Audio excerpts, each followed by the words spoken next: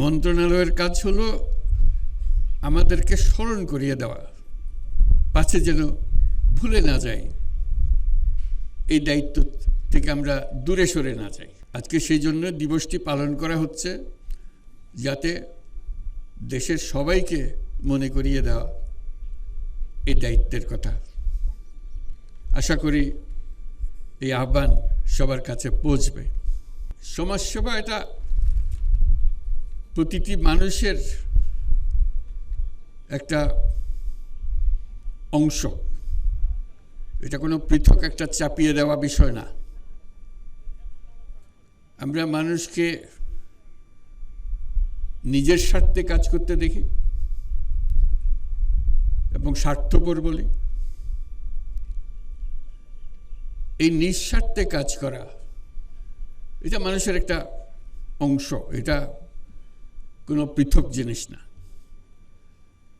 কিন্তু যেটা আমরা ভুলে যাই, প্রত্যেক মানুষের যেমন নিঃস্বার্থের দিকে নজর দেওয়ার যে আমাদের ক্ষমতা আছে, শক্তি আছে। যে সমস্ত সমস্যা আমরা চারদিকে দেখি, মনে করি যে এটা আমার কাজ না, আমার কাজ হলো টাকা পয়সা রোজগার করা, ওই কাজটা সরকারের উপরে ছেড়ে দিয়ে ওরাই করবে। এটা ভুল ধারণা। আমাদের যে শক্তি আছে, ব্যক্তির যে শক্তি আছে, সেই শক্তির কাছে সরকারের শক্তি নস্যি, মোটেই তুলনা করা যায় না। আমাদের শক্তি, ব্যক্তির শক্তি, এটা প্রচণ্ড শক্তি। একবার শুধু তাকে উন্মোচন করা, জাগিয়ে তোলা, সে জাগিয়ে তোলার দায়িত্ব নিয়ে আজকে সমাজসেবা দিবস। আমরা যেন এটা করতে পারি। আমরা যেমন ব্যবসা করি, অনেক টাকা রোজগার করি, চেষ্টা করি টাকা রোজগারের জন্য, মুনাফা অর্জন। যে যত বেশি মুনাফা করতে পারে তত আনন্দ পায়। এটা হলো নিঃস্বার্থের ব্যবসা। একটা কিছু চিন্তা করে দেখেন, পরস্বার্থে ব্যবসা হয় কিনা। এটা কিন্তু নাই, আমাদের প্রচলিত চিন্তার মধ্যে আমাদের কাছে নাই। আমরা সেই কথাটাও মনে করিয়ে দিতে চাচ্ছি, নিঃস্বার্থে যেরকম ব্যবসা করা যায়, পরের স্বার্থেও ব্যবসা করা যায়। যে ব্যবসার থেকে আমি নিজে এক পয়সাও মুনাফা নেব না, যাবতীয় যা কিছু করছি পরের স্বার্থে করছি, এবং সেই টাকা যা রোজগার হবে সেই ব্যবসার মধ্যে থেকে যাবে, এতে আমি আনন্দ পাব।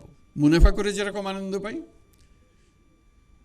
পরের দুঃখ দুর্দশা বা সামাজিক দুঃখ দুর্দশা, সমষ্টিগত দুঃখ দুর্দশা, এইটাও অ্যাড্রেস করার জন্য, এটাকে সমাধান করার জন্য আমরা আনন্দ পাই। সেই কারণে আমরা উৎসাহিত করি সবাইকে, যাতে এই ব্যবসা, যে পরের স্বার্থে ব্যবসা, যেটাকে আমরা সামাজিক ব্যবসা বলি, সেই ব্যবসাতে উৎসাহিত হয়।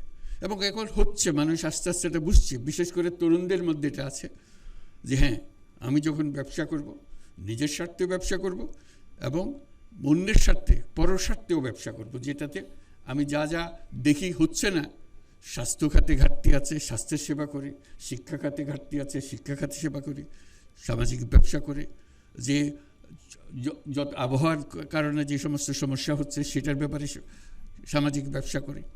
এগুলো করলে আমরা, এই যে বললাম যে সরকারের যে ক্ষমতা, তার তুলনায় মানুষের যে ক্ষমতা, সেটা যদি তুলনা করি, তাহলে সরকারের ক্ষমতা একেবারে নস্যি, মানুষের ক্ষমতা প্রচণ্ড শক্তি। আমরা সবাই যদি অল্প অল্প করে সেই নিঃস্বার্থে সঙ্গে সঙ্গে পরস্বার্থের কাজটাও করতে পারতাম, এটা যদি আমাদের মাথায় ঢুকতো, আমাদের মাথায় আমরা নিয়ে আসতাম, তাহলে আমাদের কোনো সমস্যা আর এদিকে তাকাতে হতো না, কারো মুখাপেক্ষী হতো।